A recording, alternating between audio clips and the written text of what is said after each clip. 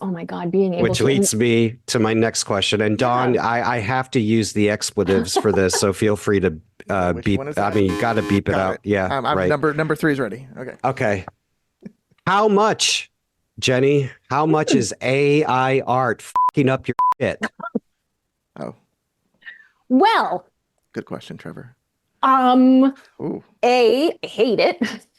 Hate it. I hate it. It's gross. I hate it. Like, yeah, it's, um, I feel lucky because I am a traditional paint on brush artist that there is something in what I do that people connect with in a way that they can't get from AI art. That said, absolutely there are people who would look at an AI piece and look at what I have done and not really see a difference. And I get that, which is one of the reasons why I feel it's so important to show my process and, you know, even be on my social media, just like talking to people and saying like this is me, I'm the artist. Like this is because those connections really do matter. So yeah, like I don't feel like AI art is currently fucking up my shit, but um it's It's like coming. It's coming, it's or it could be coming. yeah, like it could, you know. I mean, they just released that Mid-Journey list of what, like 16,000 artists whose Yeah. work they've just dumped Yeah. into it. Like, Yep. ugh, like, So Yep. I've just, as you're telling me this, went over to ChatGPT, which does images now too, and I said, oh yeah, imagine a painting in the style of Jenny R. Johnson that shows Star ooh, Trek. It says creating a painting in the style of a specific contemporary artist like Jenny R. Johnson, especially combined with copyrighted content such as Star Trek, is not permissible. However, I good for can create. ChatGPT. However, wait. I can create an original science fiction themed painting that captures a similar essence. Let's imagine. Oh, Let's imagine a scene set in space with a futuristic spaceship, stars, and distant planets, emphasizing vibrant colors and abstract elements to give it a unique artistic touch. That way, we can respect the originality of both the artist and the Star Trek franchise. How does Don, you're gonna make her cry. Stop. Okay, stop. I gotta say Stop. it's nowhere near as good as your Or work. she's So gonna rage quit no, this I'm podcast, saying this no, is no, no. no. and I This is wouldn't blame her at all. not. This is not. Come on, look at Honestly, this. it's Look at this. This is nothing. What is this? That's nothing. yeah, That's the yeah, no, blah, no, nothing. no, no, No. So no. we got some time. For the listeners out there, Dawn did something very visual right now that doesn't translate at all to podcast. So this is It's I was this is sharing the painting yeah, from this is how ChatGPT. good It of an wasn't good. interviewer Dawn is. It wasn't good. Good job, Dawn. Again, Trevor, I've got her artwork right Great here job. You're very on good my at wall, this. right on Yep, my you're wall, very, right very up good. there. I'm buying two Okay, prints from her. okay. Before we go, because we're eating up your time, I got to ask you, like, Okay. how do Oh you no, choose the- we got so many more Wait, so- questions. I'm sorry. How I do you have choose, I have like, lots of time. I'm you know, just, that I think is like the essence of Deep Space Nine, one of my favorite shows. You know, so I got it. Like, how do you choose the moments that you want to go and grab? so that one in particular, and the piece that we're talking about there, for those who can't hear us, or sorry, who can't hear us. Oh my God! All right, there, I'm being Sorry, we're cool. an hour All two. right, It's fine. is the scene from the Deep Space Nine episode "Far Beyond the Stars," where Benny Russell is looking out the window and sees the reflection of Ben Sisko. So that particular scene was chosen. That was another commission. Oh no, kidding. And that was chosen by a gentleman who has become a collector and friend in San Francisco, who his wife is African American, and he introduced her to Deep Space Nine, and she connected hugely with Cisco, and that episode in particular, just that moment, and he just thought it was such a kind of evocative moment, and that's what I look for when I'm wanting to choose, yeah, like to choose a moment. I either want something that is like iconic, or something that really kind of gets across like the feeling of watching it. Let me ask you this, because this is somewhat serious, Yeah. and I'm saying this as like not a devil's advocate, but I don't believe what I'm saying. But does painting something that already has emotion baked in, is it cheating? Is it cheating? I mean, maybe, but I don't, I don't care. No. Trevor looks I like he's don't gonna know. murder me. No, I actually think that's a very, very compelling question. It is, absolutely. I mean, I think for me, the challenge isn't so much in creating a new feeling. It's more about like working from photos, working from an existing reference for me. The challenge in it is to recreate the light, the mood, the even down to the fact that, that episode is filmed on, it's like on video, isn't it? Like it's not in HD. Just those kind of things. I'm really interested in light, shadow, the things the camera does. So for me, what I'm doing and sort of my experience in making these paintings for myself has a lot more to do with accurately recreating a moment. And the fact that these moments have like feeling attached to them, awesome. That's that's a bonus, I guess you could say. Yeah. So Yeah. To play off of what Don asked, I'm a big cinema guy, and there are 3 excellent painting documentaries about this very subject. One is by Orson Welles called F for Fake. There's another one called Tim's Vermeer, and then there's Exit Through the Gift Shop. All of these 3 films have either the main story or the subtext is copying an art into itself. right. Is capturing an emotion that's already there, with something that's so disciplined as painting. Is it an artistic expression unto itself? How do you feel about that?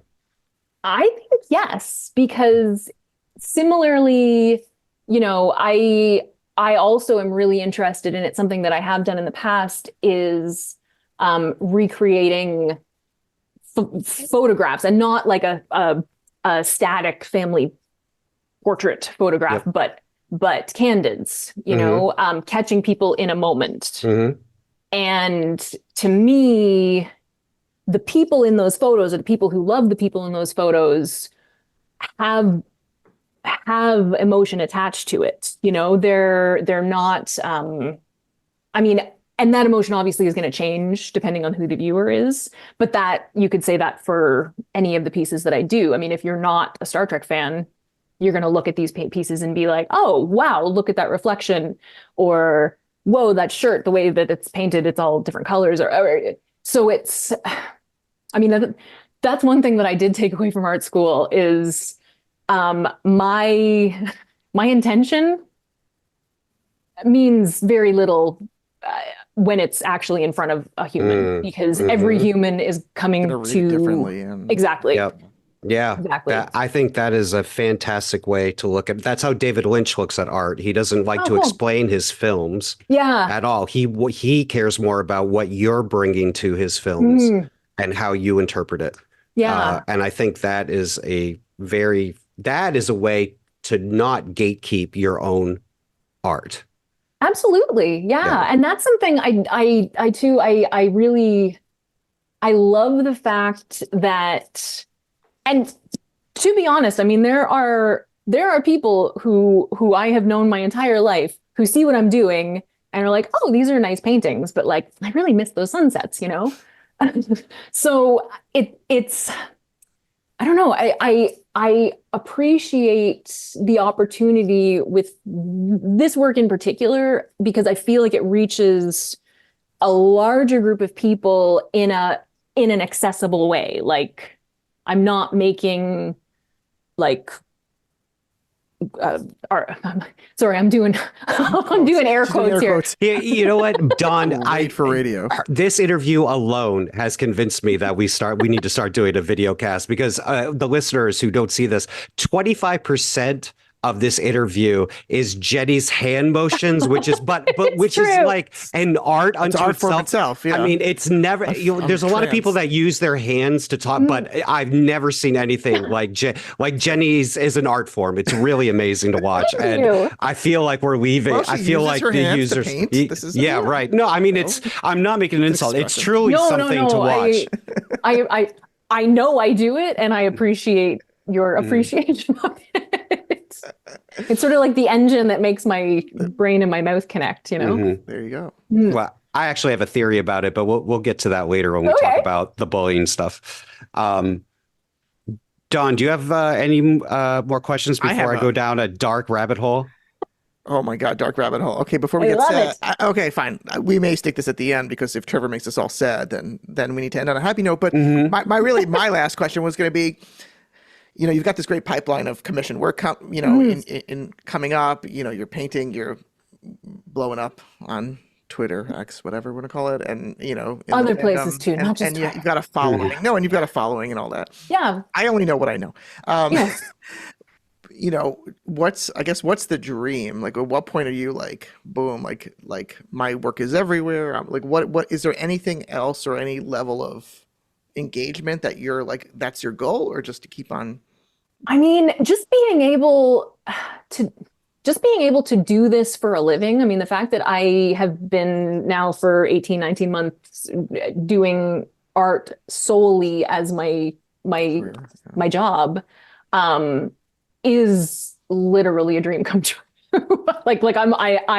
I've already hit like something I never really thought I could do. So that in itself is like mind blowing. The fact that I have found this home in the Star Trek community and that it's related to my art is another level of like mind blowing, like this is just like, if I could go back and tell me, like I feel like I would never believe it. I mean, it's absolutely, literally a dream come true. So, I mean, to go farther, I mean, I would like to sell more work. I would like to sell enough work at a price point where I don't necessarily have to be like hustling constantly. That would be pretty cool.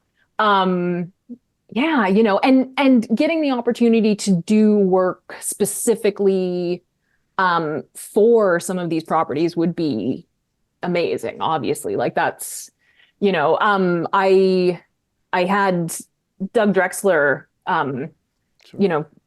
make up VFX, ship design, like.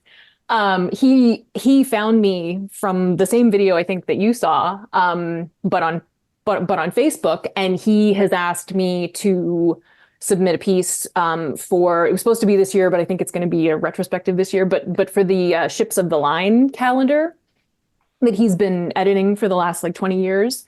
So I'm supposed to be participating in that in 2026, which for me is like, that's huge because that's exactly. So yeah, getting more opportunities, I think, to do that kind of work, especially within the Star Trek universe, would be, like just the cherry on top. Amazing. Because I just say good for you, because I know Trevor and I just talked about this before you came on, but like I can't draw for the life of me or paint or anything. Neither can I.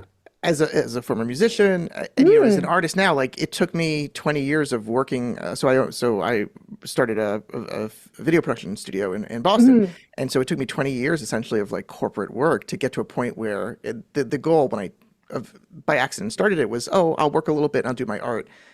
The other time I'll write some music, I'll work on a book, I'll do a film. It really took me almost 20 years to get to the point where the business allowed me to do things like work on a book and create films and do this wonderful podcast and things like that.